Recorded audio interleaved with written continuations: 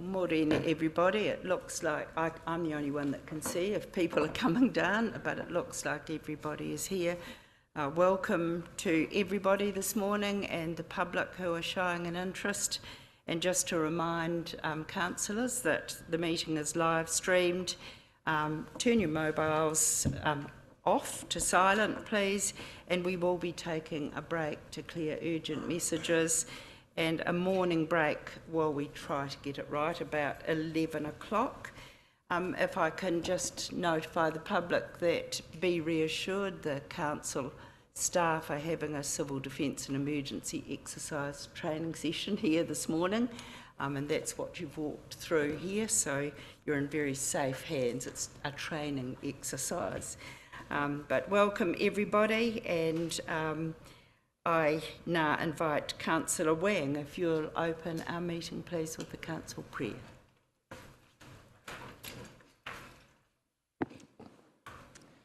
E te atua ka harawa, ko koe te tohu rangatira, te tohu mātauranga. Manakitia mai mātou, waiponanga I tēnei wā. E mahi nei ia mātou mahi, mo te painga o ngā tangata o te kaunihira o ngā roto o Rotorua. Takua mai kia tau te rangi Mārie, Ki runga I a mātou I ngā wā katoa. Ko ihu karaiti, hoki tō mātou ariki. Amene. Almighty God, who alone is the leader of all mankind and the fountain of all knowledge, send thy blessing upon us, your servants, this day, as we strive to do all things good for the betterment of the people of the Rotorua district. May we be tolerant in ourselves at all times. Through Jesus Christ our Lord. Amen.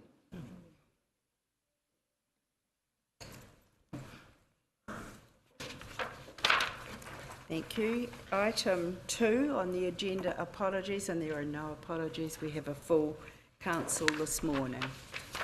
So we'll move to now declarations of interest. Are there any declarations of interest? There appear to be none. Thank you. We'll move now to urgent items not on the agenda. Are there any urgent items that are not on the agenda today? There appear to be none. We move now to the confirmation of minutes. The council minutes on the 28th of April, page 6 in your report. Do I have a mover and a seconder that the minutes of the council meeting held on the 28th of April 2022 be confirmed as a true and correct record? Moved Councillor Rokawa-Tate, seconded Councillor Yates. Are there any correctness of the minutes to be recorded and noted? Councillor Kaifong. Thank you, Madam Chair. Just under the local bill representation, it said that it was to prevent disclosure or use of official information for improper gain or improper advantage, but at the time of the meeting, the reference given was for a free and frank discussion, so that really should be the reason recorded. That's the reason we went into confidential for that discussion. I'll just seek clarification for that because this was from the recording. Yes. Under the through you, Madam Chair, using the Lagoima reasons for going into confidential, yes, the words free and frank conversation were used. That is not a technical reason for that. The underlying intent of having that discussion is therefore covered by the reason provided in the agenda and hence is recorded in that way. Thank you. Are there any other corrections of the minutes? Councillor Tapsell? I suppose the point of that, which now that Councillor Kaifong has raised it, I do agree with, was that that reason wasn't given at the time. And when we have tried to change minutes in the past, it's usually quite clear that you can only put on the minutes what was said or done at the time. And obviously there was also some debate about whether that should have gone into confidential. So I'm not sure if Councillor Kaifong was asking if that be corrected or anything, but I just suppose I agree with it being recorded as what was said at the meeting.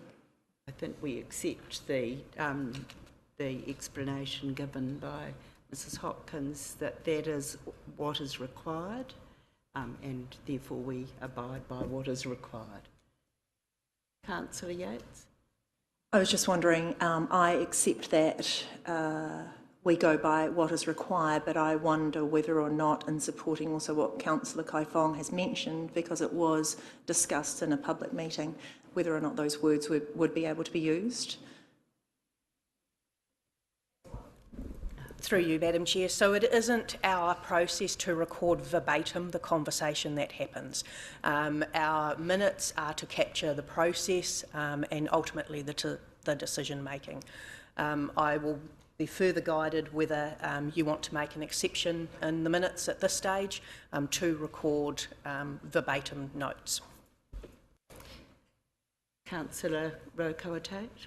Yes, thank you. I don't think it's necessary to make an exception at this time, but I would ask that in future the correct word is given at the time, and that's what we know we're actually will be discussing.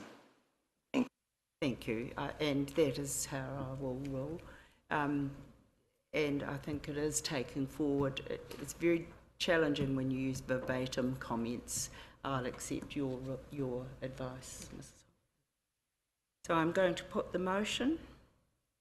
All those in favour, please say aye. Contrary? Carried, and we note. Release of confidential items, page 10 of the order paper, confidential items to be released. I need a mover and a seconder that the confidential items to be released be received. Councillor Donaldson, seconded Councillor Maxwell. All those in favour, please say aye.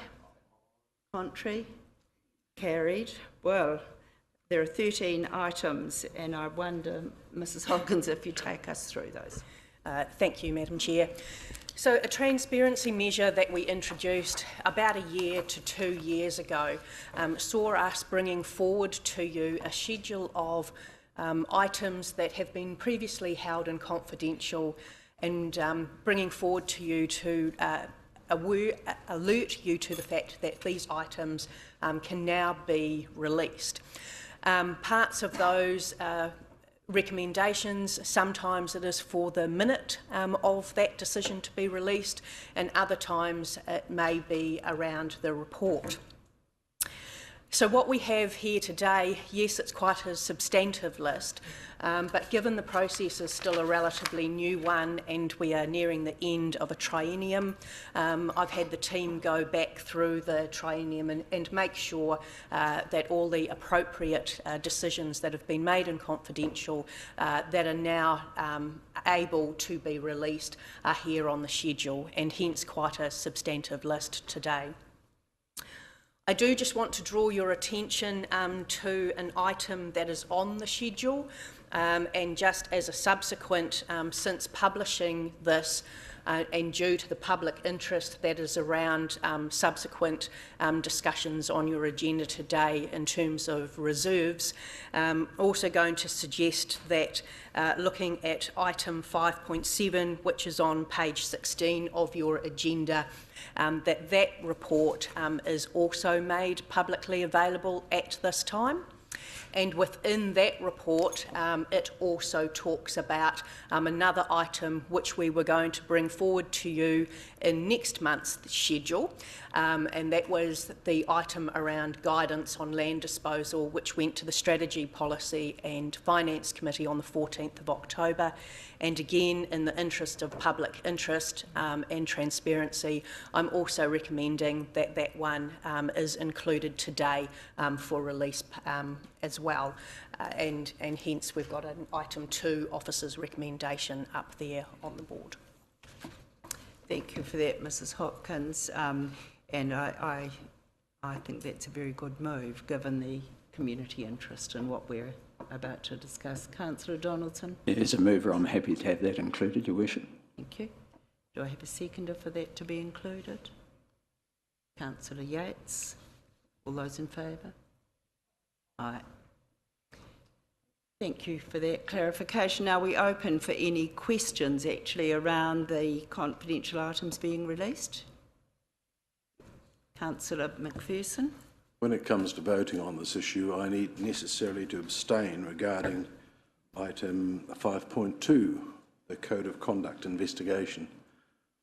I necessarily need to abstain.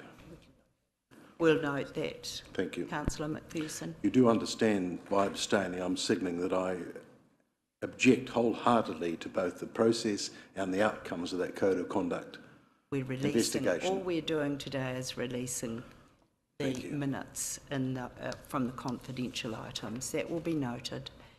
Any other questions? Councillor Rotorua Tate. Thank you. Thank you, Madam Chair. Look, I understand. Sorry, it's not working.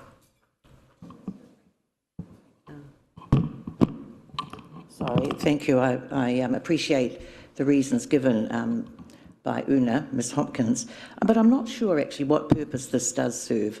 Some of these go back to 2020, 5 or 6 go back to 2021, and if we were going to release anything, then I would have liked it to have been released perhaps within 3 months of the decision being made. When I look at this list, even I'm thinking, what the hell was that about? So, you know, I'm just saying if we're going to release it, then release it in a timely fashion so that the community does know why the decision was made at the time, in confidential, and for what purpose, rather than giving us a job lot at this stage. Thank you, Madam Chair.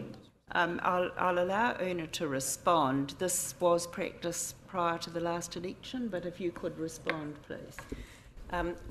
Just to say, I take on board fully those comments. As I said when I opened this is a new process that the team have only put in place for about the last year to 2 years.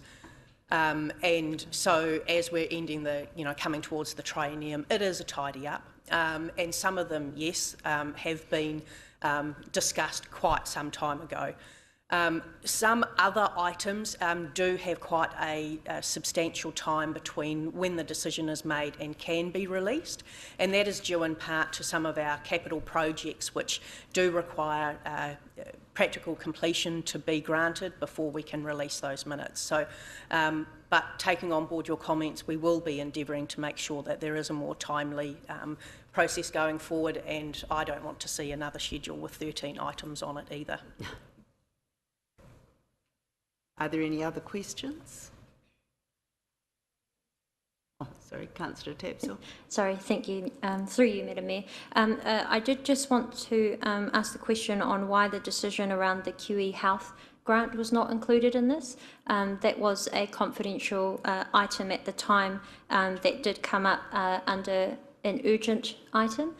So there wasn't a report for it, but a decision was still made, and that decision that was then announced after was that $1 million from the Economic Recovery Fund would be granted towards QE Health. Now, the reason why I asked that is because that was $1 million that came in immediately after an audit of what we had intended to spend, and since then we have continuously had updates from our Chief Financial Officer that that grant, amongst other challenges, is the main reason why we are over budget at this time. So I think it is very important for us to be transparent on what that decision was too, as we're releasing the remainder of these confidential items of this triennium. I think we need to take a bit of advice. I honestly can't remember whether that was ever a confidential item. It was. Yes, I believe it was in August. Look, we'll go back and have a look at it. This is the very reason why they should be released on a rolling basis rather than 13 at the end of the triennial. If you could check, yeah. So subject to checking, that was a confidential item. Thank you. And my only desire for that is that the community can at least see the transparency on the decision, what was decided and who voted on it, just like we have for the remainder of these confidential items. Thank you. I can see behind you can't see Councillor Tapsell, but JP has got a response there. Your Worship, I think my recollection of the decision was that because it was a grant, our resolution actually says that the announcement around our contribution of a $1 million grant would be publicly available when the announcement was made around the project, and of course, that happened, I think, within a month of that decision. So we were seen as being a contributor of a $1 million grant with a number of other government agencies and private groups to proceed with that project. So I think the resolution at the time said there would be a public announcement when QE was ready to announce, and of course that has long passed. So those minutes would be available, I would suspect, at this point in time, but that announcement was made. Thank you for that clarification. Councillor Kumar. Thank you, Your Worship. Your Worship, I'm just trying to seek some clarity regarding 5.7, and that is point 3. It says that the Council supports in principle the use of Council reserved rents for temporary housing. And on 4 says that the Council note a report including further information and options will be presented in due case. At that time it was discussed in confidential and we didn't discuss anything outside of that, contrary to waiting for the report. After the report came out, I actually objected to that and just wanted to know if there was a conflict that I can still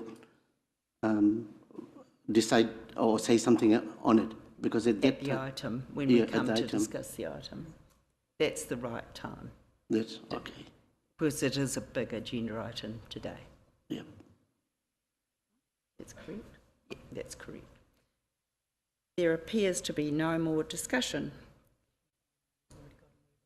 Yes, we've got a mover and a seconder. I now need to put the motion. I've done it. Oh, sorry. Worship. Yes. Oh, what I was trying to actually say was because at that stage, when we were waiting for a report, after that, I have objected to it. So I'm just wanting to know if I have a conflict, because I have put on my Facebook page that I oppose this and that I did not want that bill to even appear today for discussion. It's not part of this discussion. This is the release of confidential items. So that your timing is when we come to the discussion around reserves.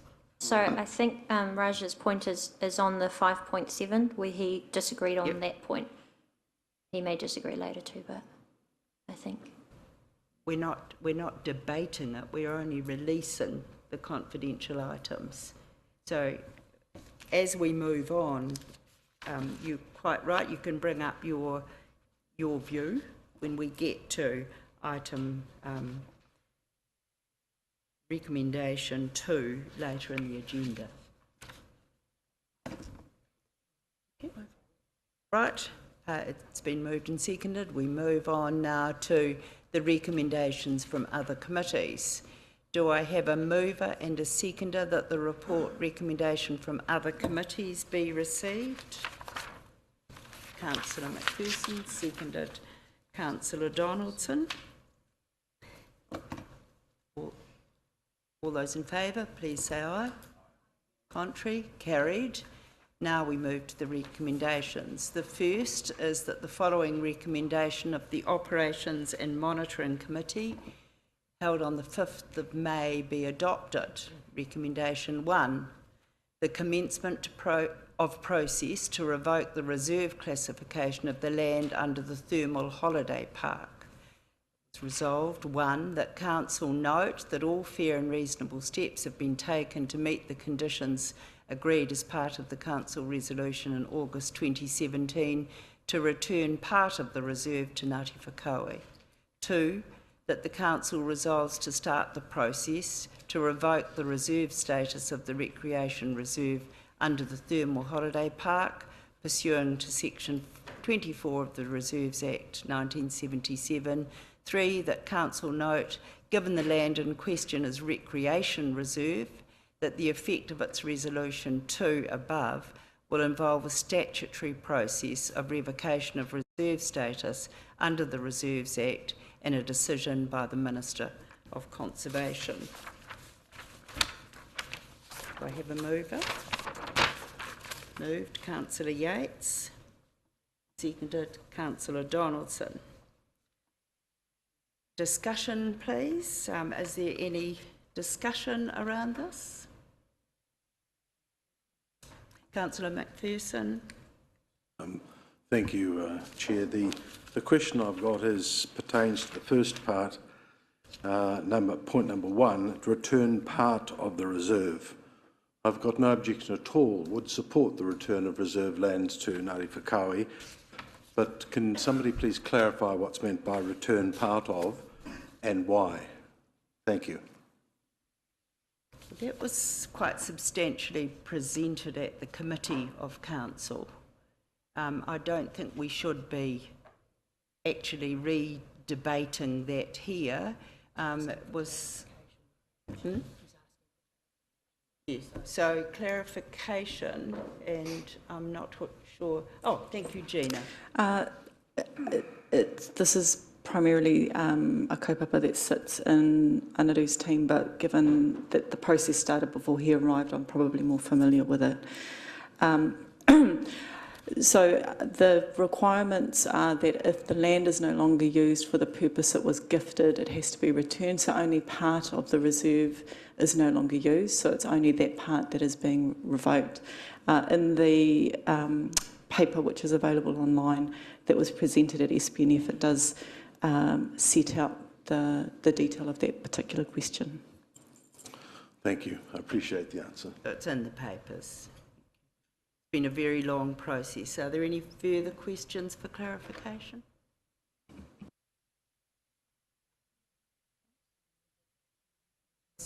Well, we can open this item now for debate. Does anyone wish to speak? Councillor Yates. Thank you, and through you, Madam Chair, I suppose this is actually a pivotal example of a further discussion that we're going to be having later on around reserve lands, and I absolutely support this particular revocation of whenua, and especially in the fact that it's going back to Ngāti Whakaue nō reira me mihi ka tika. It's taken a very long time to get to where we are today. Thank you. Does anyone else wish to speak to this? Well, I will speak to this, and yes, things take a long time, and this was an item that was raised in a previous role that I had, and it's over 14 years. This issue has been on the books, and that's how long it takes for revocation. It's a substantial process, and I have to say Ngāti Whakaue have been very patient. They knew it would happen, but it was a matter of when, and it's 14 years later. So that is a process. It's still not complete. Here, the timing for when this actually happens is now in the hands of central government. But it's taken a long time. Councillor Maxwell. Thank you, Madam Mayor. I too support the resolution that's there, and somebody I feel would be very happy who represented Ngāti Whakaue on the board I was on, which was the Waiatiki Polytech, as it was called then, and many discussions were taking part, then he'd be very happy. So I just like to say I wholeheartedly support the recommendations that are here. Thank you. There appears to be no further discussion. All those in favour, please say aye. Contrary? Carried. Thank you. We move on now to the following recommendations of the Strategy, Policy and Finance Committee held on the 12th of May 2022. Recommendation 1. Statements of intent for council-controlled organisations for the year commencing 1st of July 2022. Are there any points or questions for clarification? Councillor Kaifong. Thank you, Madam Chair. I just wondered if there's a missing word. There should be a limited after Rotorua NZ. So I can't hear you at the end. There should be a limited after Rotorua NZ. I think that was the actual legal entity, because Rotorua NZ as such is just a trading name, but not a... So you move that amendment. It doesn't need to be moved. We note it and we'll add it. Thank you. Thank you. Thank you for noting. Yes.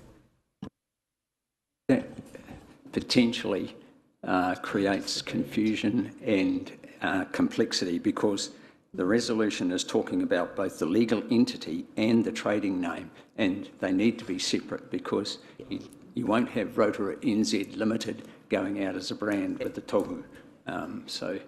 That we need to clarify that. It is the legal entity and the trading name, so we'll leave it as Rotorua NZ. Are there any other questions? I think Sorry, maybe... I think- sorry. The legal entity is technically Rotorua NZ, so maybe just say a change of legal entity, Rotorua NZ Limited, and trading name Rotorua NZ, because Councillor Kaifong is correct. We'll just wait for Gamanthi to amend it.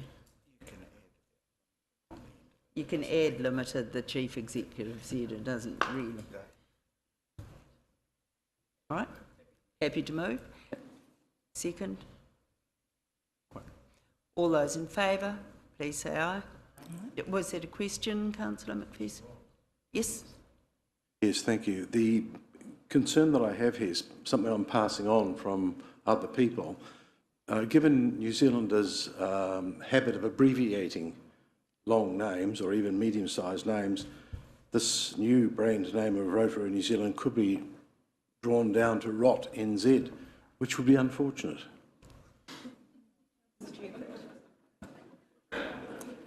Thank you. We note, Councillor McPherson. Yeah. But New Zealanders do lots of things with names. That is the name that has come to us. So, as the entity. Does anyone else wish to have any discussion on this? There was substantial discussion in committee. Well, I've heard it used, I will say I've heard it used twice since its inception at the committee, and today it will be hopefully endorsed, and I've heard it at the launch of two major tourism attractions to Rotorua. And I have to say, those that were there found it very simple, very easy to understand, and were very proud that it's now known as Rotorua NZ. So it's sort of uniquely for us, and I think it's easier to understand. That's all I'll say. Appears to be nobody else wishing to add to the discussion, so I'm going to put the motion to the vote. All those in favour, please say aye. Aye. Contrary? Carried. Thank you. We move now to sorry. I'd like to abstain, please. That to be recorded. Thank you. Certainly. We'll record it accordingly. Recommendation 2, we move to the proposal for the revocation and disposal of identified reserves for housing. I'm going to first ask, are there any, before I put the motion, are there any points for clarification? Substantial paper. Councillor Kumar. Clarification it is, Okay. not individual positions, just points that you're trying to... Thank you, Worship. It states there that there is no clear purpose for function of the reserve, and the other one is the provision of housing on part of the reserve would improve the safety and the use of reserve. So, and the other one is there are no viable options to improve the reserves to meet the level of service standard. So just trying to clarify, when none of the options, whether SIPTED was used to see how housing would breed, especially the enabler that we're trying to use with, was there any options to see how it could have been safe? Like if the reserves were unsafe, what viable options were taken? Were any of the members of the public that live around it consulted with?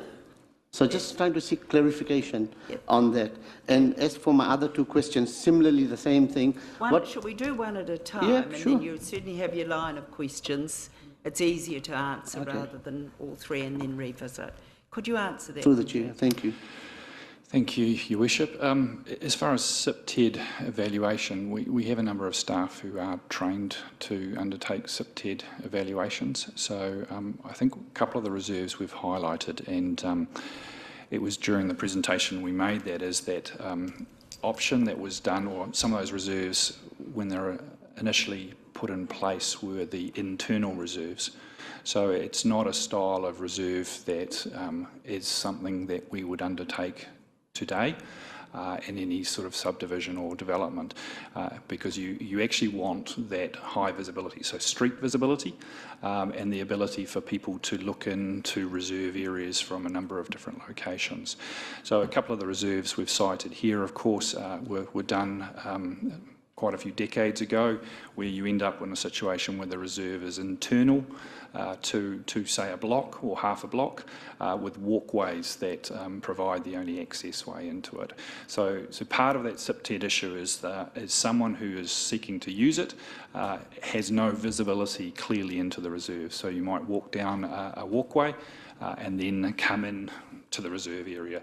So that limited visibility is obviously creates a safety concern for those accessing those reserves.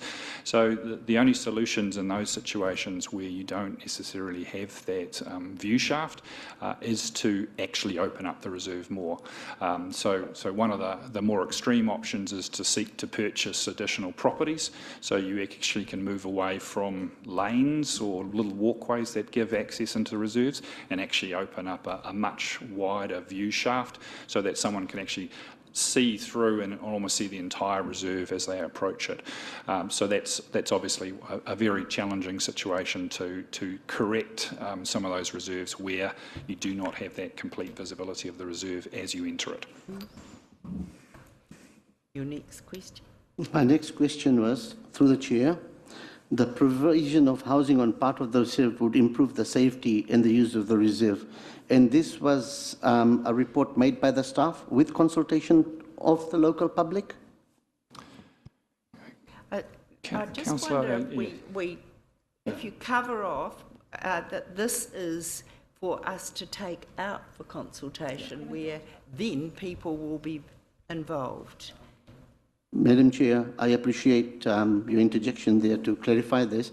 However, my question being is that this clearly states that it would improve the safety of the use of the reserve. So the decision has been made that by taking up this reserve and putting it for housing, and as JP has very diligently told us, that a couple of decades ago, this SIPTED issue was, but I don't believe there was a housing crisis then. So if I get back to what I'm trying to say now, is that because of the housing crisis, we are looking at avenues. And now because we are stating over here that the provision of housing on part of the reserve would improve the safety of the use of the reserve, I'm just asking, how did we arrive to the decision that imposing housing on a reserve that belongs to the community would solve this issue? Councillor, I'm kind of unclear about where you're going there. We've done, as I say, and probably if I take a step back, we've been talking to you about the in-principle investigation of some of our excess reserves where they meet some of these criteria as an option for us to improve our network. The second part of that was to say we also have a housing crisis and we need to consider whether there's options around housing. So whilst we have linked the two pieces, they don't necessarily follow that one has to follow the other. If you look back probably over the last decade, there has been a number of reports provided to different councils, including this council, talking about our land holdings and where some of them are not performing to the level that we would expect, either non-reserve and reserve land. So we've had a number of reports on that to say, look, there's options for disposal. One of the issues that we've brought to the table here is clearly we also have the need for housing. So there's an opportunity to say one purpose can, improving one area can actually lead to additional opportunities to address some of our housing issues. And today's decision about releasing some of those reports goes to some of the reasoning as we've stepped through over a year asking for your guidance in principle to investigate. So each of these things is a step to investigate, review, analyse the reserves to a point where the issue that you've raised, which is public engagement, is the next step. So this resolution seeks to engage with our community about the proposals. So if there's views that the safety issues do not exist, this is the time, if we choose to accept this recommendation, through the public consultation to receive that feedback. Thank you. And just my final question, Madam Chair, is the last bullet point, that is that there are no viable options to improve the reserve to meet the level of service standard. Did we actually explore to improve the service standard, or did we just come up with a study to say that, hey, look, no amount of money that we pour into this is going to solve the issue? I think there's a balancing discussion that has to go on there. So the staff, and this is a discussion that's undertaken within the Sport and Rec Department, who are passionate about the open spaces, passionate about the quality and the availability of recreation, which supports thriving communities. So their evaluation is that these reserves, and some of these reserves, do not fit any options for viably improving the recreational outcomes. As you're aware, we've highlighted within this report, and again, this is where we need that public feedback to say whether that evaluation is right or whether that evaluation is wrong. We've got a reserve that has never been used as a reserve, it's been grazed. We have another reserve which is almost on the way to another destination reserve, and therefore the ability to viably improve those reserves is probably quite limited because of their either isolations or their movement through to a different space. And that's been the evaluation undertaken by the Sports and Rec Department when these were cited as potentials. So that evaluation has all been internal. So as I say, this next step, which was the step we've proposed all the way through, was to go out for engagement with our community and test that. Thank you. Councillor Donaldson, then Councillor McPherson. Thank you, Worship. I think it'd be useful in this forum if officers could explain how the consultation will be carried out and how the community can provide their feedback. I think that'd be useful. Thank you, Your Worship. So the intention is we've created a document, a sort of a statement of proposal, which details a lot of the information you've seen within the base report that was provided, the different maps, and information about some of these reasons and some of the options that are being considered about if there is a revocation or a part revocation and disposal, what's the pathway for those? So provide all of that information. So that document will be available online and also online through our Let's Talk platform, the opportunity for people to lodge feedback. So that's the online version. We're also intending to do a mail out to residents directly who live within I think it's 400-metre circle of each of the individual reserves being involved. So we're currently just putting together a letter and a mail merge so that we can send off a specific letter inviting everyone within 400 metres of each of these reserves to access online the material, or if they'd like a hard copy, we would mail out a hard copy of the document that we've prepared for consultation. So it's been done in the form of a statement of proposal, which is kind of our standard format for investigating or seeking feedback. So that will tell the why, the intentions, and what is being proposed as much as possible, and also who might be the recipient of any disposal if that's a pathway, and give them the chance to say what their views are. So that consultation process will be open for 4 weeks. So we're hoping to see that stuff come through online and people to engage in that process. The intention there, as per the recommendations before you, councillors, is to then analyse that, put it together so that you have an opportunity to make some decisions. So at this point there is no decisions other than to go out for consultation with the proposal as it currently is put together. So at that point, some of the questions that we've detailed is, should any of these reserves be considered for revocation? Yes, no. Should the size of those reserves be changed if they're included? Yes, no, or changes to those sizes. And should this disposal method be via a local bill, which is the quicker option, or should we use the Conventional Reserves Act process? And then finally, some discussion around, and clearly opportunity for community feedback as to who some of the recipients of the sale of these properties are, if we go through those other subsequent steps. Thank you. Supplementary, Your Worship, if I may, through you. So, JP, that conventional process, as we've just heard with the thermal holiday park, could take 14 years. Is that what you're saying? It can take a very long time. And I think we have highlighted to you also additionally that some of these reserves are not our underlying ownership. And so they would revert to the Crown for disposal. The local bill gives an option for that the Crown would actually transfer that ownership, and the funding that would be received would be for council. And sorry, I forgot the one last point, is that all the money that would be received from the disposal of these pieces of land would be reinvested back into the network, either locally or more widely. And that would be another opportunity to say, look, this is how we improve what we currently have there. Maybe a case of reducing the physical size of the grassed area, but improve the facilities on it. Councillor McPherson. Thank you. Through you, Chair. Thank you for the reports, all the studies that have been done. They make very interesting reading. You made reference, as you move through your description, to the bill, this new bill. I've not encountered the bill yet or read it. Is it available? No. Please clarify that. Yeah, and probably the piece there, the local bill is a very simple document. So we have actually drafted a base bill, and we have talked to the government about what a bill might include. So a bill has got to include approved through Lynn's survey plans. So it's a very specific piece of documentation to say the purpose is to revoke these pieces of reserve, and they would move into that kind of position. Yes. So it is a draft bill. Yes, thank you. I understand the purpose and the nature of such bills, but it is yet to be part of my reading. So therefore, it presumes that that bill will, as it were, close the argument.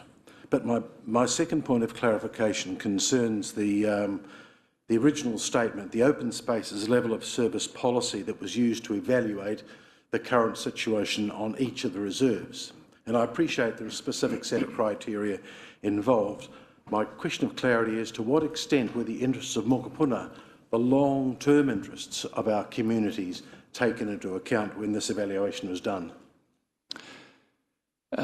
Councillor, what we had done is there'd been a significant amount of research undertaken by the Sport and Rec team and evaluations of some of the standards around recreation provision. So that did look more widely than obviously our local community, and it does talk to some of the accepted standards in either the provision of neighbourhood reserves, so distance to reserves, locality of reserves, designs of reserves, but also the facilities included within that.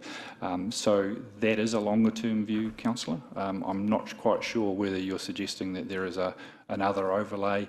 The other overlay is probably more of a strategic recreation plan that is currently being put together by the Sport and Rec Department, but actually that talks to changing demographics and ages within communities and the types of facilities that are required. Because communities, through you, Chair, communities do change over time, so the longer term needs, the needs of our grandchildren and so on, could be quite different than they are now. So I'll take your short answers being yes but no. But anyway, I'll leave that one. The next question concerns consultation. It does indicate in point 3 that there'll be consultation. You indicated the Let's Talk processes and so on. Can you clarify why hearings are not included in the feedback process? Again, Councillor, we thought the most efficient way for us to ensure that we get written comments back provides an opportunity to analyse and provide that information directly to your decision-making processes in July. Again, a hearing process is an option, but was not put forward as a viable process, because it would involve obviously council coming together as we start getting closer and closer to that election period. So again, for timeliness, seeking a 4-week submission process and use that feedback to be analysed and brought forward to you for your decision making. And I'd also highlight there is actually, if you choose to go down the local bill path, there's actually another opportunity for submissions through the select committee, which would also have a face-to-face, you could make a presentation. So we're already doing a 2-step consultations process if the decision is to proceed with a local bill. The reason for raising it through you, Chair, was... Usually just questions, but... This is for clarification, yes. Can you clarify, therefore, why the development contributions consultation process will include hearings, but yet this process does not? Thank you. I'm going to answer that one through you, Madam Chair. The development contributions policy creation of is actually prescribed under legislation to happen by way of a special consultation procedure, which has quite a different process to other forms of consultation. In the development contributions policy, we are required by legislation to hold hearings and for the community to come in, if they choose to come and stand in front of council and have their written submission, then having the opportunity to speak to that. There are other parts of legislation which outline the general rules of engagement or consultation, and that again is in the Local Government Act, and in that it talks about widely sharing information to the community on a proposal or an issue and providing the community with options and ways in which to provide feedback. And in this case, for this particular conversation, that is the legislation that this consultation is fulfilling. Thank you. And I suppose I'll just repeat again, this is the first round of consultation. Whether we go down the Reserves Act revocation pathway or the local bill, there is another consultation process that would follow. That decision. Well, thank you. My final question for clarification relates to point 6, when it indicates that a direct sale to Kāinga Ora is being proposed. And indeed, direct sales are possible to community housing providers. And I wondered about the wisdom of that and how you weighed up the pros and cons of a direct sale versus a more normal market sale in the light of the possibility of creating a perception that these are going to be mates' rates to Kāinga Ora. Councillor, I'd probably like to answer off that one because that is incorrect, and if you'd read the report correctly, it was based on valuations. So valuations clearly under our disposal policy make it clear about what we must receive in the way of revenue for a valued piece of land. So whether it's a direct sale, it must be to a valuation that we are comfortable with, and so in that way there is the clarity around that we have got it correctly valued for sale. So I suppose that was signalled in here. The direct sale is the only change away from our normal disposal process. Councillor Maxwell, and then Councillor Rotorua. Thank you, Madam Mayor. Thank you. Just a couple of questions since you provided our thorough report at our recent standing committee, with the desire to go out and engage with the public for that 4-week period. I mean, you indicated to us will this be part of the information that is going out? Will it be shown that 390 reserves were considered, looked at, but the 10 that are being considered by committee at the moment is the ones we're dealing with, and those will be the ones provided with all the reports, will it be? Yes, that's correct. And Councillor, I suppose probably just segueing off your comment, again, we've talked and presented to you twice before in committees and or to council, and we've also spoken to you in workshops last year, early last year. and obviously also the February workshop where we came back with where we'd got to on the due diligence, which led obviously to this report that's now being sought. If you recall, councillors, way back at the beginning of last year, when we had been talking to Minister Woods and been highlighting our acute housing shortage, her question to us had been, has the council got any land options to consider for emergency or transitional housing or housing, and had highlighted to us that post the Christchurch earthquake, there had been a bill to allow the temporary use of reserves for housing. And that had been one of the things we signalled to you in workshops in February, that feedback had been received from the Minister to say, hey, have you thought about trying to address your housing crisis through examination of temporary use of reserves? Now, councillors, the minutes that you just approved today from, I think, the 27th of May was us asking you collectively to authorise us in principle to examine potential pieces of land that could be used temporarily. So that was the first decision and instructions you gave us unanimously, to look at reserves and the potential for temporary use of reserves for 5, 10, 15 years for housing to alleviate some of the emergency housing pressures we have on Fenton Street. So that was in May. So the second report that was referenced in this most recent report was the one in October, where we actually came back to you and said, look, when we've looked at temporary use and some of the strengths or weaknesses of these current reserves, we suggested to you at that and sought your guidance that temporary use was not the appropriate pathway, that if we were going to consider these reserves for housing, it should not be on a 5, 10 or 15 year temporary basis, that these reserves should be considered for revocation.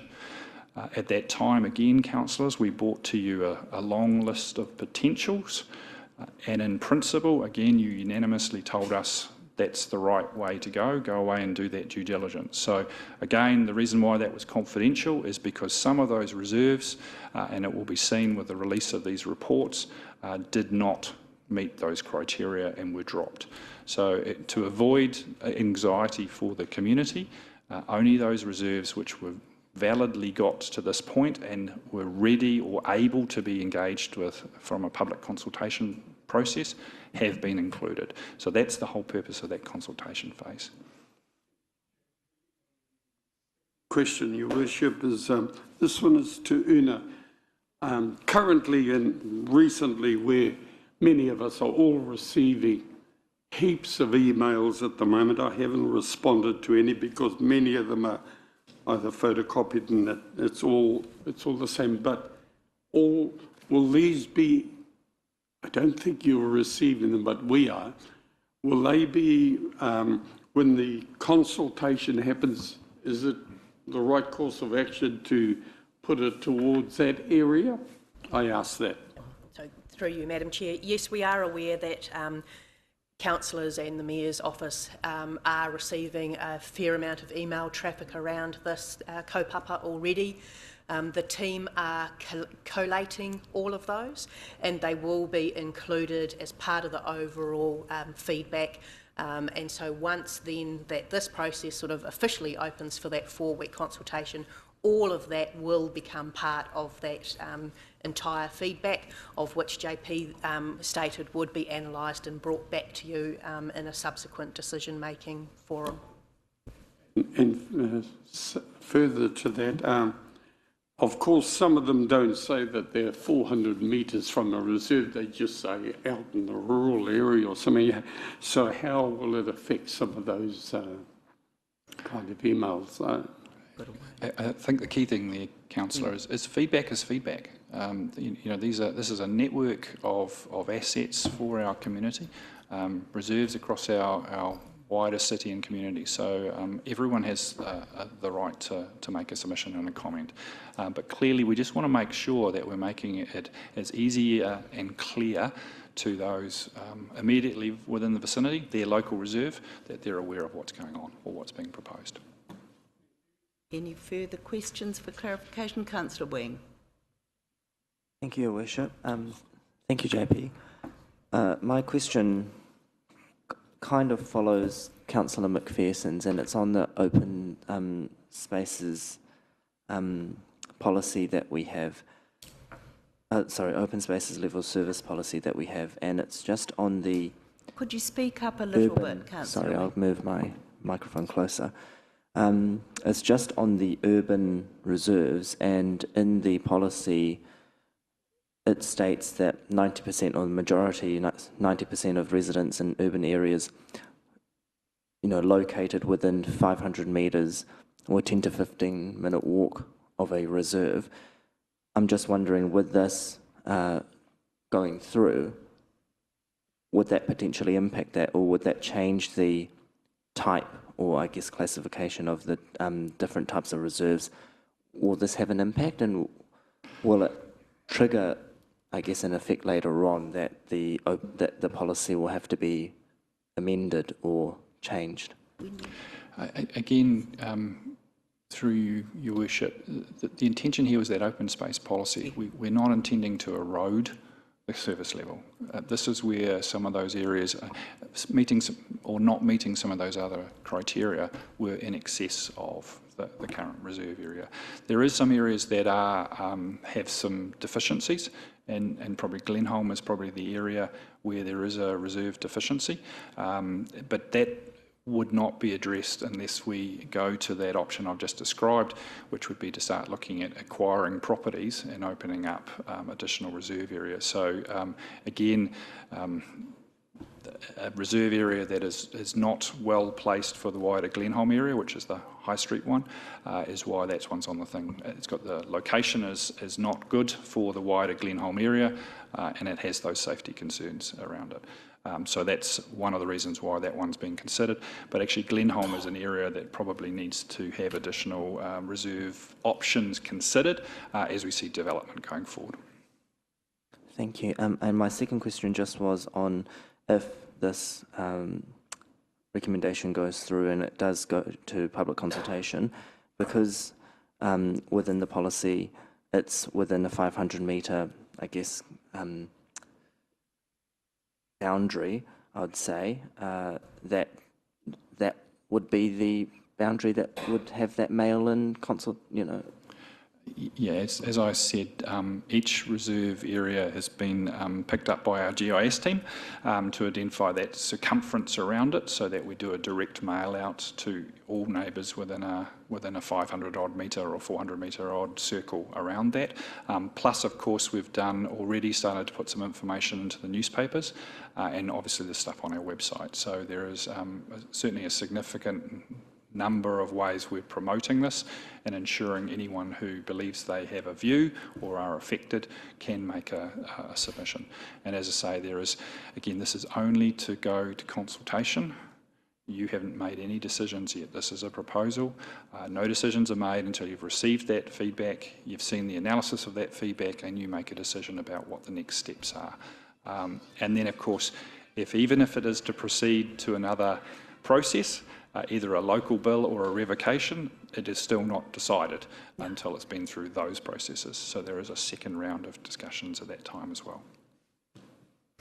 Just on Councillor Wang, if I could ask there, when do we review again the open spaces policy? Because we began that in about 2020. Look, I'm without speaking for the Sport and Recs team, what they've done is it's taken a number of years to actually get to a point where we have that policy in place. That policy is based on a significant amount of research into the national standards and the national frameworks about good practice. So there is some longevity to that.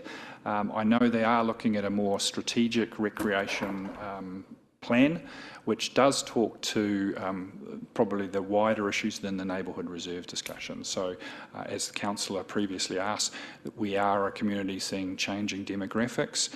Some sports are growing, some sports are declining.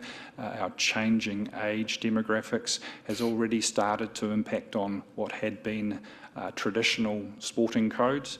And so all of those things need to be built into a more strategic, longer-term view, whether that's sports fields or other forms of field recreation. And obviously in the past, We've seen decline in certain sports like bowling, which led to the Linton Park Bowling Club being closed. So again, that ebb and flow and types of recreational choices are changing all the time, but we've got to take a more of a strategic view of where they fit within our wider community as well. Did you finish your questions? Thank you. Councillor Roko, apologies, you were... Thank you. There's no problem. Thank you, Your Worship. What we have before us today is an opportunity to go out to the public. So, of course, I will vote accordingly. So I do want to know what the public thinks of the proposal. JP, yes, I understand that feedback is feedback, but how will we capture the feedback from the people who live within the vicinity of these of the reserves? Because they often have a very different view from those who live and will express their concerns on this proposal. So I want to make sure that I'm very au fait and with their concerns, because they live close by and they may well have a different view than others. Thank you. Your Worship, I think I probably didn't go far enough on how we would analyse that feedback. Because there will be comments made generally, and it could be by anyone generally about their views on the network or the longer-term direction of reserve provision. But within each particular area, my view would be that we would be trying to analyse to say, look, here's Reserve X, we've received this many submissions from those people immediately within proximity to those reserves, these are the points they have made, and here are those general points they may also have made. So there will be a case for us of trying to identify the specific comments made about individual reserve catchment areas. Councillor Kumar. Thank you, Your Worship, for allowing me another opportunity. Just got a couple of questions. I believe as we're going through this in the final phase and seeing some clarification, I just wonder if we have the blessings of mana whenua on this. And the other thing is, what best options of going out to the public are we going to use? How will we and when will we know that? I mean, the platforms we use, are they going to be very visible and the best avenues? I think, Councillor Kumar, not to cut you off, but that has been substantially covered in the last question. Is there any further to add to his concerns? Sorry, Madam Chair, I just wanted to know what platforms, because it says that yes, we are going to go out, but it does not send. I mean, we could use a lowly ranked radio station and with hardly any listeners, and that's an avenue. Madam Chair, just to repeat again. Yes, repeat again, just so that the public understands, because this isn't understood. We will send everyone in the vicinity of those individual reserves that are cited on that list a letter telling them that we will provide them with a document if they want to receive a hard copy, or directing them to our Let's Talk platform on our website. So that's the direct mail out.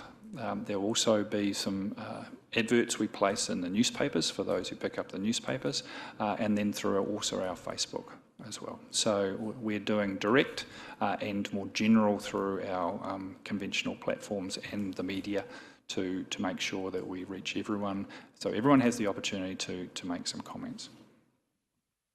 Thank you. Through the chair, if I can just say something, I wasn't trying to be pedantic, because what happened when we consulted on the Springfield Golf Course, we dropped around the periphery, but only on the sites that were just adjacent to the golf course. We did not go across the road, and we did not go out to the whole neighborhood. So a lot of people in the neighborhood were still misinformed. So your question is, how wide does it go? Yes, just how wide does it go as to, are we going to go across the road as well to the whole neighborhood, or just?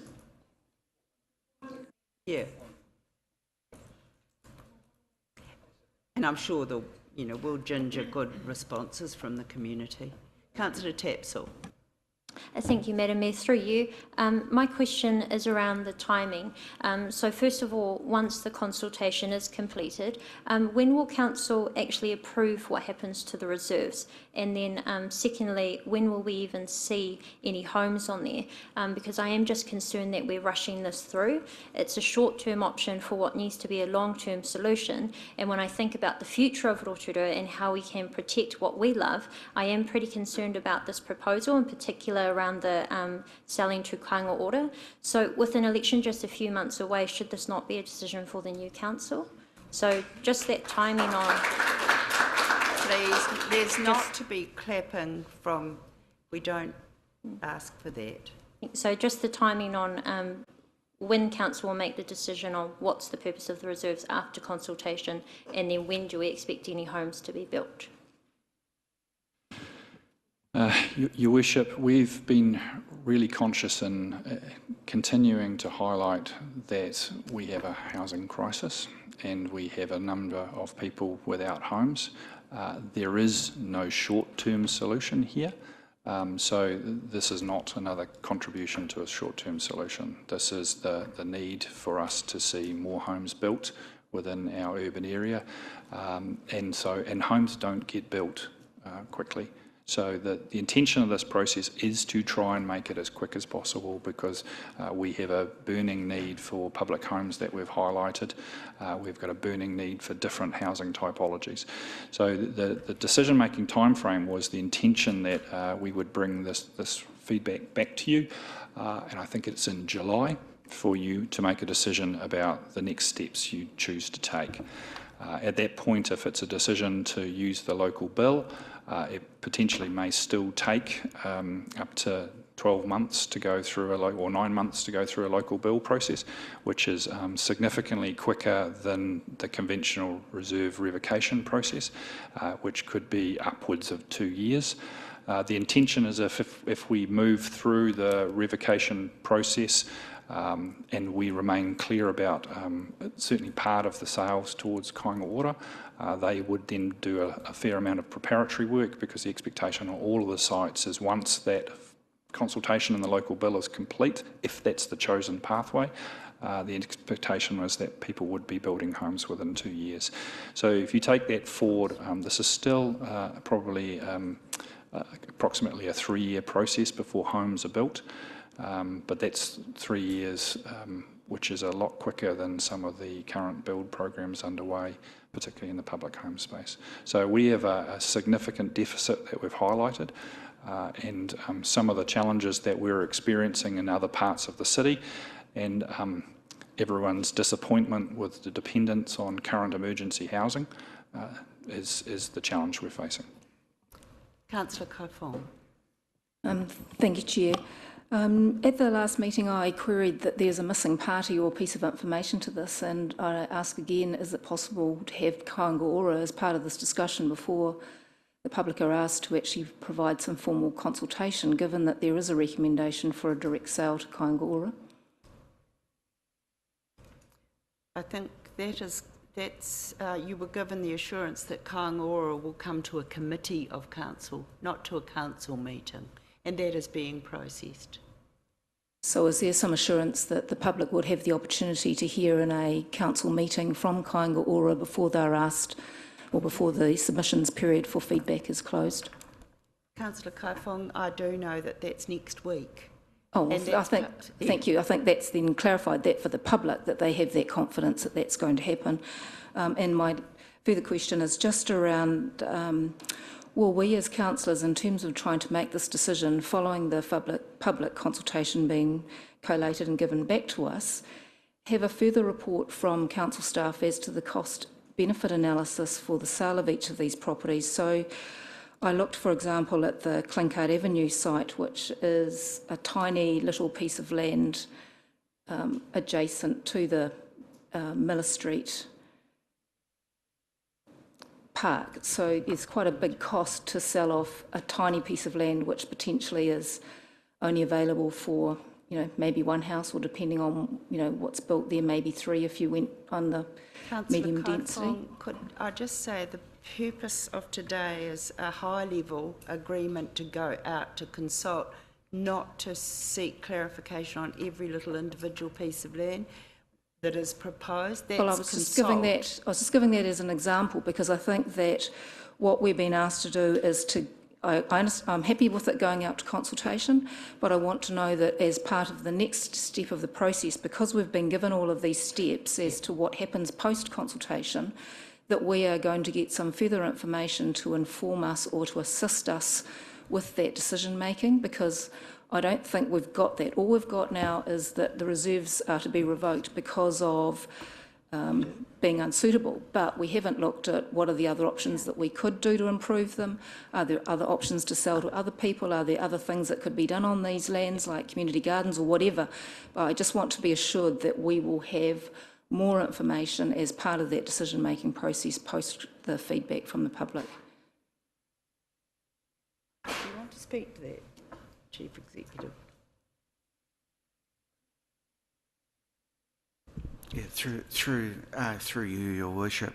The answer is yes. We will be bringing back as much information as we possibly can with respect to each and every one of the proposals and the pieces of land. Of course, there's a balance here in that what we can't do is go to a full piece of disclosure work which would say in detail this is actually the use of the land, because that would clearly require extensive design work and so on. But we will be bringing back actually all of the information that we have available to us that will assist you in making the decision. Thank you. Further questions? Another point of clarification through you, Chair. It concerns the claim that this is being driven by what's repeatedly referred to as a significant housing deficit. And I accept that there is a deficit. But what I couldn't find in the Housing and Business Community Capacity Assessment document, extensive document, I could not find in there any clarity on the answering the question, what's the total residential number of lots in Rotorua and how many of them are currently vacant?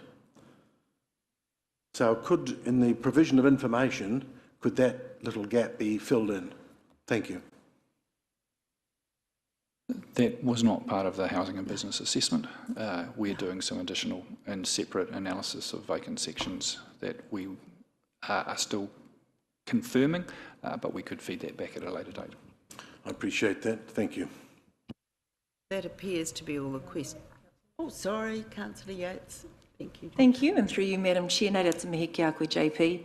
I have two questions. My first question is around the mixed modelling that's referred to in the Kāinga Ora housing. Whilst we're deliberating allowing this going out for public consultation, and me mihi kau atu ki te hunga no te hapori. So an acknowledgement to each and every one of our members of the community who have come here today, and just a reminder that this is an opportunity for Council to deliberate, so I appreciate that you're sitting there silently. My question around the Kāinga Ora mixed modelling and going out to consultation, what do you mean by mixed modelling typology? Will that include, and I know Kāinga Ora are coming potentially next week to O&M, what type of typology is that including? Is that including opportunity for first home buyers? Is it also including the possibility that that may well be used for transitional housing? Can you give us some examples around what that mixed typology is, please? The conversations we've had with Kāinga Ora, their greatest pressure is on public homes at the moment. What is being proposed in some of these sites and their interest in some of these sites relates to their established communities. They do have reserves, and because most of these are part reserve discussions, so that they're really lovely amenity areas in which public homes, in their belief, would be a significant contribution and provide a really good space and environment for tenants, social housing tenants. So their preference is to try and address some of our public home issues first and foremost. That's the greatest pressure point. They are accepting, and it is something that is also accepted with the Ministry of Housing and Urban Development, is that we have housing pressures across the full continuum. So it relates to smaller homes of different typologies, family homes, public homes, but equally we have the challenge of access for people into first homes. So they were accepting that if we imposed any conditions, and that is what we've raised with them, that these would be a mix of social homes, so public homes, but also look at those options around Kiwi builds or first home buyers, affordable first homes. So get that mixture, because as I say, we've got issues for those who are seeking new families or those seeking first homes, but equally we've got our public home pressure, and then more widely and across the market is housing choice, full stop.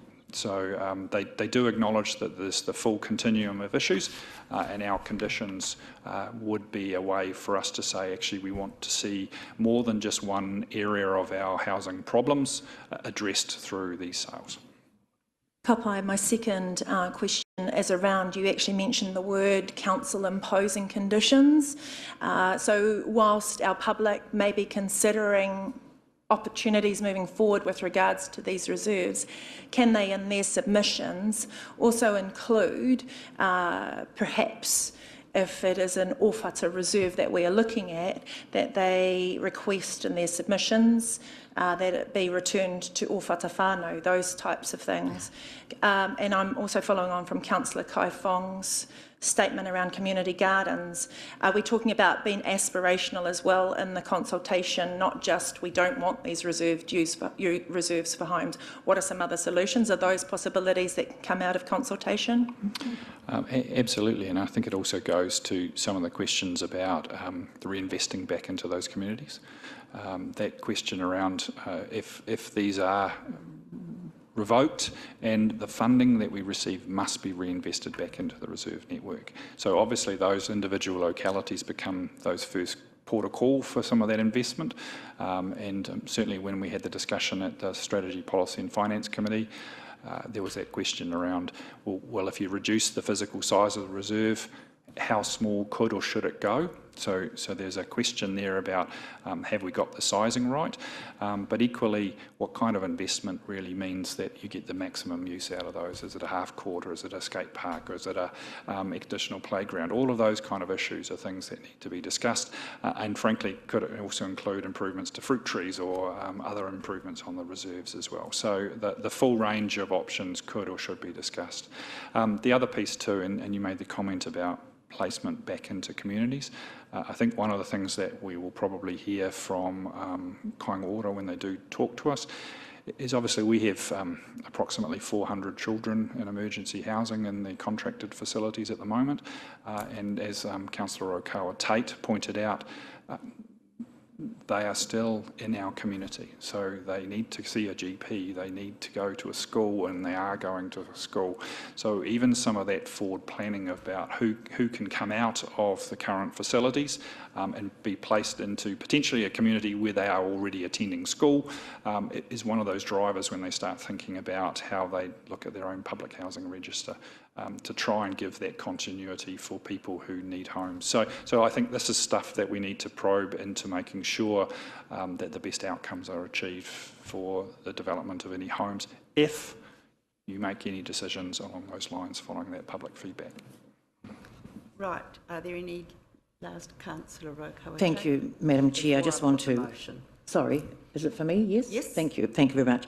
I just heard a comment before from a councillor, and I just want to, Madam Chair, just respond to it, that there could be the perception that we are rushing this through. We've had a housing crisis or housing pressure in Rotorua for at least 5 years. So, you know, we could have acted a lot earlier instead of putting it in the too hard basket. Well, now we have to get on and do something, because we do have people who are in dire need of good accommodation, warm, safe accommodation.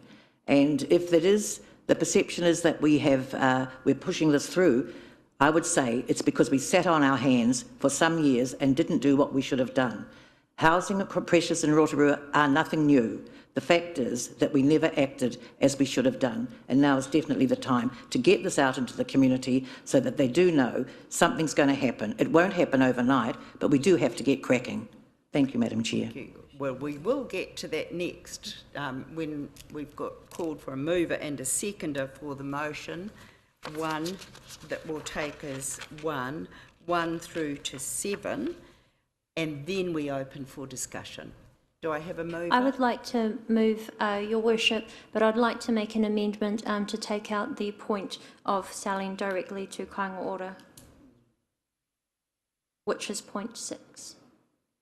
And I wonder if I have a seconder for that. Do you want to give your rationale for that?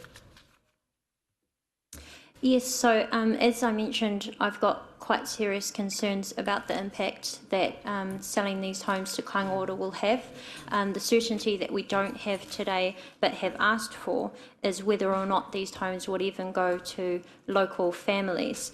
I think we have all been very disappointed at the misery of emergency housing in this community in Rotorua. It has been hugely damaging, and I have heard and can appreciate the concerns of residents of these areas if this, the kāinga ora housing was to also bring the same issues to their neighbourhoods. So I think that we must ensure that we go out for consultation to, first of all, see if this is actually what our community wants. We have some really good points at the start about some of these areas could be suitable for other things, but I think that we've gone too far to already predetermine what that could be by going directly to kāinga ora. That may come in through the consultation, that they are happy with that, but what I'm hearing is that's the main concern. The concern isn't that we should look at, that we should not do anything new with the reserves. The concern is actually that they want to ensure that these communities remain a safe place for the residents that already call that home.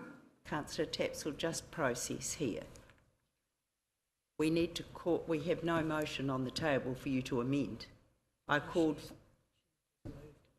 So I've moved the motion, and as the mover, seconded. yeah, Yep. as the mover, I've moved It it is with now an on the amendment. table. Yeah.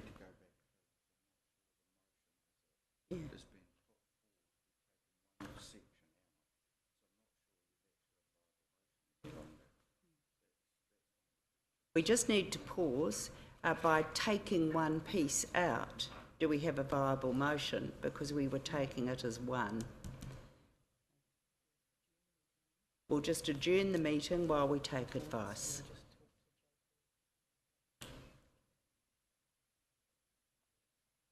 Public can have a break.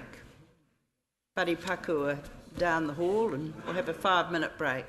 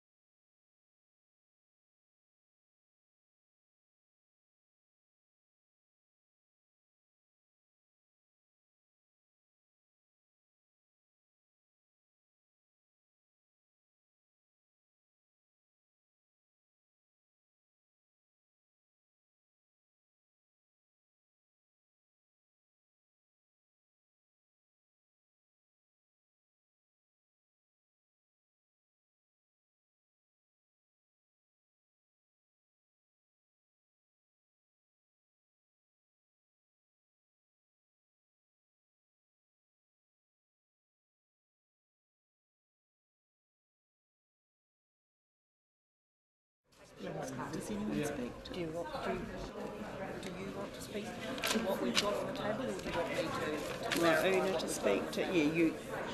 I think she should. Yeah. Okay, could people just please be seated, and we'll get back to what is on the table now before us. Could the public please go back to your seats, because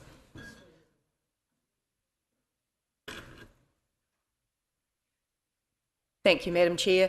So I'm just going to clarify so everybody is really clear as to where we're at now. And thank you for the time out that has given Councillor Tapsell time to just have a conversation with us to make sure that we've got the intent of the motion correct. So what we have on the table is a substantive motion, and we've had a mover and a seconder. In that substantive motion, all of Part 6 is not included in this motion. And in subsequent conversations with Councillor Tapsell, you will see that Part 7 has been altered as well. So we are at the point in time now where we have a mover and a seconder for a motion, with the additional bits that are have been struck out is the motion that can now be spoken to. right, so I now call for speakers. It's not clarification, it's for speakers. On the motion, yes, and as the mover, Councillor Tapsell. If you don't mind, I'll just reserve mine until the end. I'd like to hear what my colleagues think about this, because I do appreciate these changes have just been made at short notice, but the opportunity was there after I heard the discussion, so I'd like to hear from my fellow colleagues on this, please. Councillor Yates. Kia ora. I'd like to speak not in support of this amendment, and the reason being that by taking kāinga ora out of the equation, it now opens it up for potential private development, which may well cause even a greater effect on our larger community, on our wider community, as we have no control whatsoever as to who they might end up putting in those potential reserves, or what might happen if the reserve is on-sold to an entity other than kāinga ora. And my final point around that was this was an opportunity to take it out to our community with kāinga ora in the mix, so that our community could actually have a say as to where they sat, whether it was a kāinga ora supportive perspective or not. Right now, by taking this particular point out, it leaves it wide open, and that is my concern, and that is also why I will not support this amendment. Anybody else wish to speak to it? No, there aren't point of orders. We're now speaking to the amendment. Thank you. No, it's not an amendment. We're speaking to the motion. Councillor Kaifong. Thank you, Madam Chair. I would support the amendment to the motion.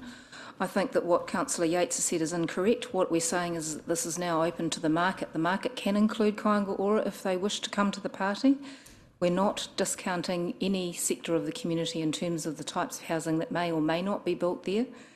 I think it also gives an opportunity for it to be a more transparent and open process in terms of any revocation, if that is what is decided upon, because there is first that step as to, are the reserves excess? Are there no other options for revitalisation of the reserves? The next step is, if they're not, then should we sell? And the next question is, who do we sell to? So we haven't predetermined any of that by including a clause in there regarding kāinga ora, so I'd be happy to support this motion. Does anyone else wish to speak to the motion? Councillor Rotorua. Thank you, Madam Chair. Yes, this is quite a substantive motion that we have to vote for, and I will be voting against it. I'm sorry, it's only been 12 days since we had this hefty discussion here around this. It's only been 12 days. It came to the Strategy, Policy and Finance Committee that I chair, and there's been a lot of repetition this morning, so I'm really surprised that this couldn't have come to the Strategy, Policy and Finance Committee meeting. Then we could have really had a good go at it, because at this late hour I'm not prepared to support it. There is the view that kāinga ora, that the people who live in kāinga ora homes are bad people. They're not bad people. They're poor people. Nobody wants to provide housing for poor people. The perception is that if you're a kāinga ora tenant, that you're bad. That is not the case. They are poor people trying to get a home that nobody wants to give them a home. Nobody wants the poor. And I just hear often that, you know, if we're going to put kāinga ora homes near other people, we're just moving problems out of Fenton Street into other parts of Rotorua.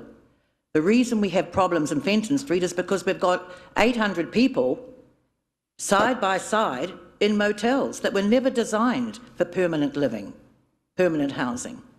And I say again, the people who live in kāinga ora homes are not bad people, they are poor people. And they expect us to be able to come to some decisions around housing for them that we could have done better a long time ago. So we have to own part of the problem.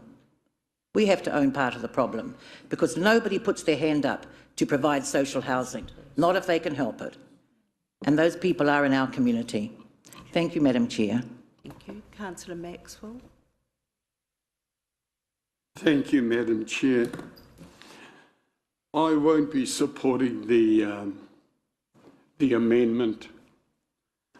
I'm actually quite disappointed that that this has even come up, that we're going to exclude somebody who is trying to help the people who need the help in our community. I feel for them. We've heard from JP talking about how we're going to have mixed models and all that kind of thing. Well, the perception that the amendment gives to me is that, oh no, hang on, take all the riffraff out and just have it for the lucky ones. Well, I won't be supporting something like this, and you know, and what happens for the ones who really need kāinga ora's help? Stay in the motel, but the people would still complain about them being there, or back to Kuirau Park, like it was in the past. Also, one of these reserves here is Gallagher Street. We've got cows and sheep there, that's all right. But here we are talking about taking kāinga ora out. I'm actually just, I didn't believe we could get to the state that a council would look at a certain part of their community and say, we don't want you living beside us. Well, I'm sorry, a point of order. I do have to correct. This change has nothing to do with the people. It's about kāinga ora. Sorry, point of order, Madam Chair. I just need to correct some misinformation. I didn't want to interrupt my fellow colleagues because their view is also important, but I have not once mentioned the type of people or who will be in there. My problem I've specifically mentioned was the way that kāinga ora and the government has currently been managing emergency housing and social housing. So it's to do with that system, the certainty in knowing how that will be managed, not on the people. So I want to make that clear, please. That's I not said really your point of perception. order. Yeah. Carry on, Councillor Maxwell.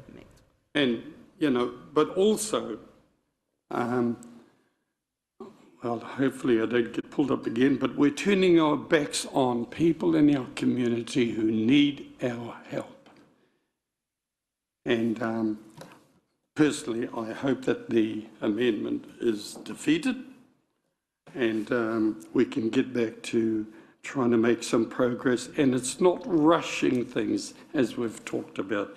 I won't repeat the words that I've had before, but I am disappointed that we are not going to support one of our agencies that are trying to help not only in Rotorua, but other parts of New Zealand, people who need our help. Kia ora. Councillor Donaldson. A point of order. Are we discussing the proposed amendments or the entire substantive motion? No, we're discussing the resolution. The motion, the motion before us. Without these components? Not the entire. Thank you. Councillor Donaldson. Thank you, Your Worship. I realise others have spoken against the new substantive that's on the table, but I will join them and speak against it. As Councillor Okawa said, this was only recommended to Council a matter of 10 or 12 days ago, but there's been some early feedback, clearly whipped up by some misinformation, and there's not a lot of empathy out there. And none of that empathy, there's misdirected empathy, there's empathy for people living adjacent to reserves. None of that empathy is directed towards the 400 children growing up in motels in Rotorua City. And if Kāinga Ora is not enabled in principle to build safe, warm homes, when we are currently at half the rate of public housing of other centres in New Zealand, then who else will, is my question. Some of that feedback I've received, and similar to the comments that Councillor Okawa makes about assumptions about the character of people living in public housing, I've had comments of moving the dross from Fenton Street, and how would you like to sleep in a campground next door to Kāinga Ora? Well, Your Worship, you and I have slept in the middle of winter in a car parking building with homeless people as part of the LifeWise Big Sleep Out. No problem. Great people. I really object to the misinformation that has whipped up that sentiment in our community, and I'm really ashamed of it, actually. So I won't be supporting what's up there today. Thank you. We have had 3 speakers against. Is there anybody that wishes to speak for the motion? Councillor Kumar. Thank you, Your Worship, and through the Chair. Look, I think a lot of emotions have been poured in by saying that poor people are being shown the door, or there are people against poor people. This has got nothing to do with your stature in the community. This is based on purely what Kāinga Ora as a landlord have been. Residents of Wellington took Kāinga Ora to the courts in December. Well, the result came out in December. It was torn through the courts for quite some time, and they were shown to be poor landlords. They were shown to ignore the plight and of the conditions that some of their tenancies had proved, and the residents of Wellington had won that case. So Kāinga Ora actually apologised that they delayed their action and intervention into those, and I think based on those, people are now scared. They've got nothing against. New Zealanders have nothing against poor people. The amendment that sits over here just says, let's open this up so that we can give other developers and other agencies a fair chance. Nobody's saying take Kāinga Ora out of the mix altogether. Yes, they are. Yeah, but then bring Kāinga Ora back into challenging it for open. I mean, are we trying to say that Rotorua does not have any other parcels of land? Because I have information that the Rotorua Lakes Council owns 6 hectares of land, and Kāinga Ora need, and these are not reserves, these are outright. In SPF meeting last month, Your Worship, you did mention that we need to move at pace. Now, moving at pace, and by the time we do get these results, it's going to be, what, 3 years to 5 years? No, we heard differently this morning. Right? Okay, the other question that I asked that contradicts this, has this engagement... No questions. You're speaking to the motion. So, in conclusion, I believe that there are other parcels of land, and that's why I will not support these reserves going entirely directly to Kāinga Ora. I believe other agencies should be looked at as well as Kāinga Ora, to see who the best benefactor could be. Does anyone else wish to speak to the motion in support? Councillor McPherson. My difficulty here, Your Worship, is that there are components of this that I do support. There are others that I do not support. For example, the proposed edits that we've got up there, I do support. I think they're very sensible indeed to ensure that we find market prices, not what I described before as mates rates between our internal evaluators and Kāinga Ora's Point evaluators. of order. That's an inappropriate mechanism. Point of order. What is The order? use I'll of withdraw. mates rates. I'll Kia ora. apologise and Thank you, withdraw for the use of the Councillor. words mates rates. Thank you. But you get the essence of what I'm saying is we must avoid any perception that corruption is enabled. We've got to, I believe, use Point a very of open order, process. another use of a word, corruption. Kia tika, tō kōrero, Councillor McPherson. I spoke about we must avoid the perception of corruption. And that's very different than stating there's corruption involved. Point of order, I will uphold the point of order. We Oh, well, mustn't use okay, inflammatory I'll apologise and words. withdraw. It's not, well, anyway, I'll leave that one, but you get the essence of that argument. Now, the other parts that I do support is that the consultation process ought to go ahead, but the difficulty that I have, as I've pointed out, is we're short on what is crucial information about the role that Kāinga Ora is going to play or could play. That is apparently going to be clarified next week. Subsequent to that flow of information, plus the other points that I've asked about, if those components of information are made available, such as the number of vacant lots there are actually in Rotorua, which might trigger thinking about alternative solution sets, that would enable us then to be ready and have a sound basis for consultation. My final concern is that the absence of hearings, I think, is wrong, because we have people in our community who rely on the capacity to give verbal feedback, particularly collectives, and those who prefer that form of communication over all others. They need, I believe, access a feedback process that enables them to speak to these issues as they wish. So I'm ambivalent. I'm both supportive of some components, but I'm against other components. So I'll have to mull that over as we move towards that decision. Thank you. Thank you. And as the mover of the... You're speaking, we're not seeking clarification, though. Yeah, fine. Yeah. My last point is that I fundamentally oppose in principle the loss of reserves or part reserves because they're not ours to spend, to cash up. They belong to the people of the future. Thank you. Councillor Wang. Thank you, Madam, Your Worship.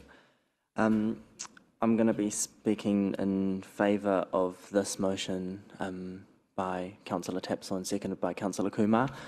I do want to say that from my perspective, it is not about the people. I do not want to talk about some of the points that have been made previously, that this motion or that this, I guess, effort is against certain people in our community, and I would want to fight back against that. It's not the case.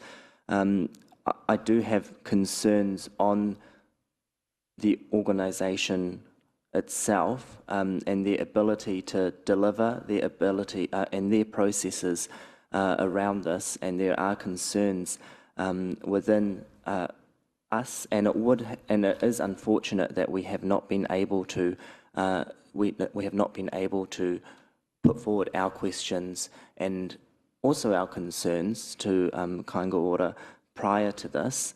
It's great that we will be able to at next week's operations and monitoring meeting, but it would have been great if we were able to do that before this today's meeting and today's decision. I would say that after reading through this amendment and this motion, that actually this is going out to the community to consult with an open mind, being open, going out to the community so that we can hear directly from the community, and through the consultation, their points and their concerns, their questions. I would also support having a hearing as well. I greatly value the hearings. Being able to hear directly from the community, directly from people who have submitted, and also being able to question them sometimes, being able to seek clarifications in person, as opposed to just reading it off a piece of paper. I do want to say that our reserves are incredibly important. There are potentially some reserves that are not used to the potential that they could be.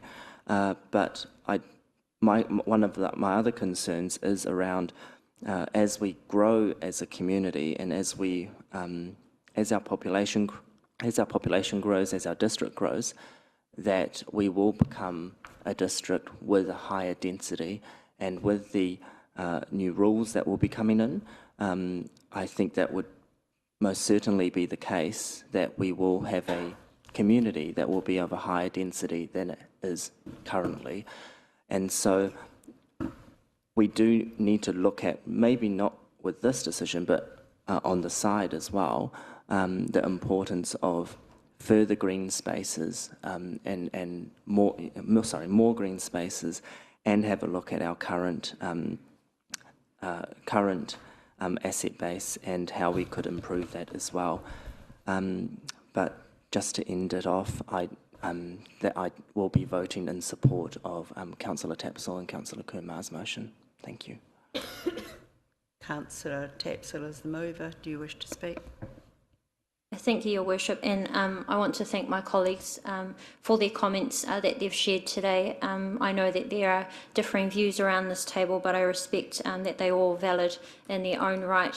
All I want is the best for Rotorua and our families, and it's been really hard having these discussions because there are only a few things in this world that will come and go and you will never get back, and that's time and our resources.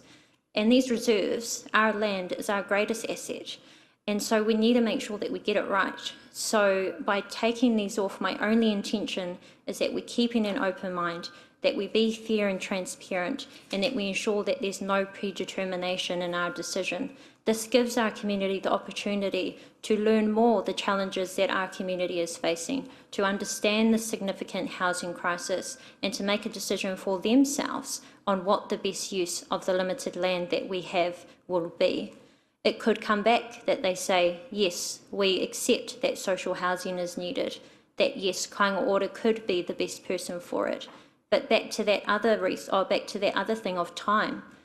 When we need to make sure that we are building homes and more social homes as quickly as possible, I do believe there are other opportunities to explore, including going to the open market, to get property developers in, but also to actually look at what other opportunities of privately owned land do we have. Who in our community is willing to sell off a section of their land that they may have to ensure that we have social housing? So I'm very aware of the issues that our community is facing, but above all else, our decision, our job as decision makers is to listen to the community that we serve. So I still want this to go out to consultation, but I want to go out in a way that we will listen to the community and that we will keep it open for their suggestions, because we're not always right, but this is something that we must get right. So thank you for your comments today. I know it's going to be a close vote, but I beg of you to please support an open, transparent process. Thank you. And I'll reserve the right to speak too. I will certainly not be supporting this motion. I've got the microphone on. I will not be speaking in support of this motion. And I find this debate very sad, having gone through a committee of council where we discussed this at great length. And this proposal, while discussed there, was rejected. How, on the one hand, and I just ask our community, with a housing crisis, and we all want to stop the misery, we all want to stop the misery. We all around this table agree that our reserves are a treasure. But actually, since 2020, we've been looking at our reserves, which is what we ought to do in due diligence. Are they put to the right use? Could we make them better? And is there another purpose that could be used? Could we reinvest in some? Could we divest of some? That's a process that hasn't been done in secret. It's come before council meetings, it's come before SPNF committee meetings, and then came COVID. And a housing shortage became a housing crisis. And these are our people. They're not 2/3 of homeless people, not from Rotorua. These are our people who deserve to be decently housed. I don't hide from the fact that the partnership with government was to bring investment to help us get speed and pace to house our people decently. By excluding Kaingora, do you think on one hand we can go and ask for infrastructure funding to help us with housing on private land, with private developers? Because it is an end-to-end continuum housing. It's not just social and emergency housing. But today we're coming up with one very small piece of that continuum, saying perhaps part of some of our reserves could be put to better use. And I agree with every councillor that says let's go out and ask our community, because I think the community will bring back a richness, and it will be a different decision at the end of that process of consultation. But I can't go to government. This council can't keep going to government to say we need pace to deal with our issues in Fenton Street, and then don't worry about the investment from the Crown, just bring in the private sector. The private sector is helping us now with our housing plan. They're helping us in other subdivisions, but we're talking about the use of reserves. And today, in principle, we're talking about going out to our community, those here. And I think those that are here have every right to show a heightened interest, because there has been gross misinformation fed out to you, because decisions that were made at committee meetings and at forums were actually leaked to the public, and the wrong information was put there, and you've got every right to be concerned. But you've got every right now to participate into consultation. There is no other provider other than Kaingora that will help us with the typologies of housing that we need to engage in to get those people decently housed that are now all concentrated in one area. And you know, as councillors, we must look ourselves. We were offered to go on a bus tour to have a look at typologies, and those around this table didn't support that, and I'm appalled at that. We could have gone to neighbouring councils to look at what's a Kaingora investment look like. And you turned down that opportunity as elected members.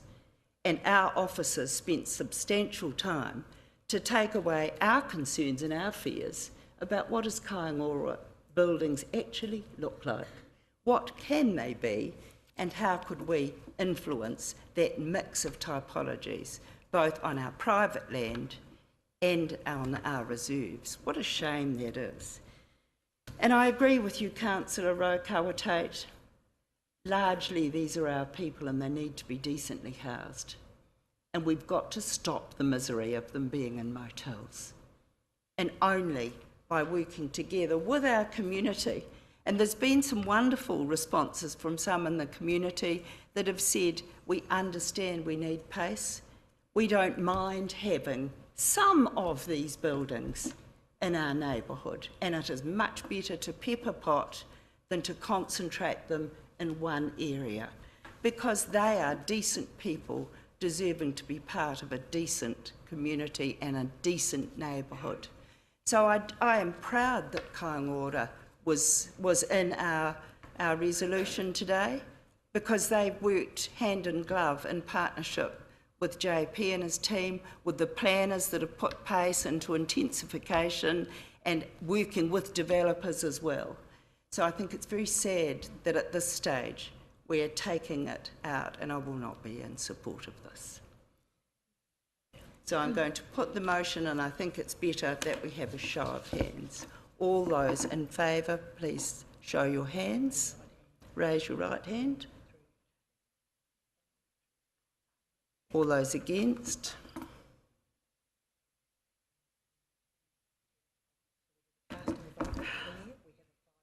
We have a 5-5, we have a casting vote. I'm against the motion. The motion is lost. And in losing that motion, I now bring back to the substantive motion that we had before us today. Just to confirm, what we are going back to is the entire recommendation that was put forward from the Strategy, Policy and Finance Committee. So can we... Yeah. Happy to move?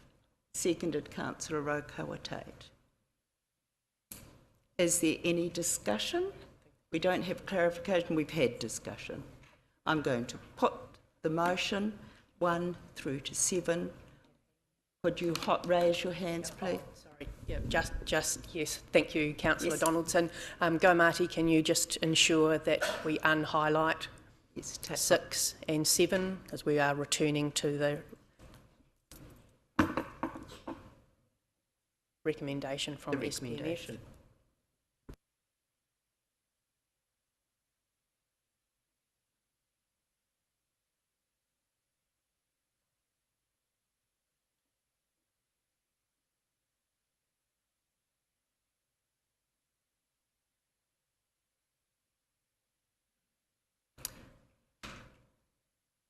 Thank you.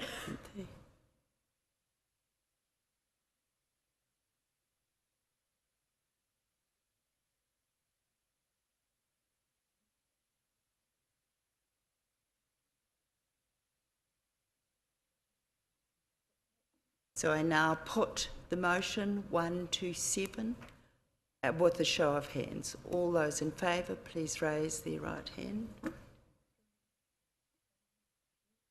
Against?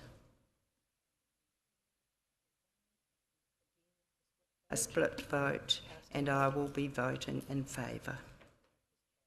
And it's carried. And I will say to those in the public and those listening, please actively involved, and the correct set of information will follow out to the public after this process. Point of order, Madam Chair. Point of order, Madam Chair, and this is based on your last information that you keep stressing that corrective information is going to be carried out and that some of us have been misinformed. No one's been misinformed, and there is none other than anything that's gone out. There's not.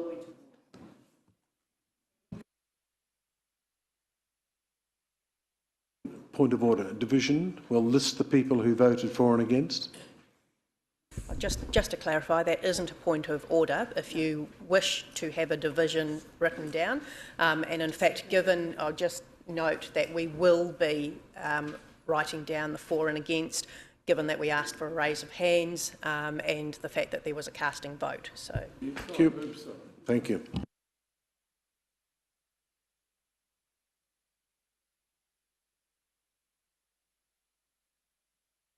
Staff reports 8.1, extraordinary vacancy. Do I have a resignation of Councillor Bentley? Do I have a mover and a seconder to receive the report? Moved Councillor Yates, seconded Councillor Donaldson. That the report. All those in favour, please say aye. Contrary, carried. Una, are you wishing to give an explanation or overview the report? Yes, thank you, Madam Chair. So, as we know, we currently have a vacancy on Council. When a vacancy is received within less than 12 months of an election, the next Council meeting must decide on whether to proceed with a vacancy or to actually look at an appointment process.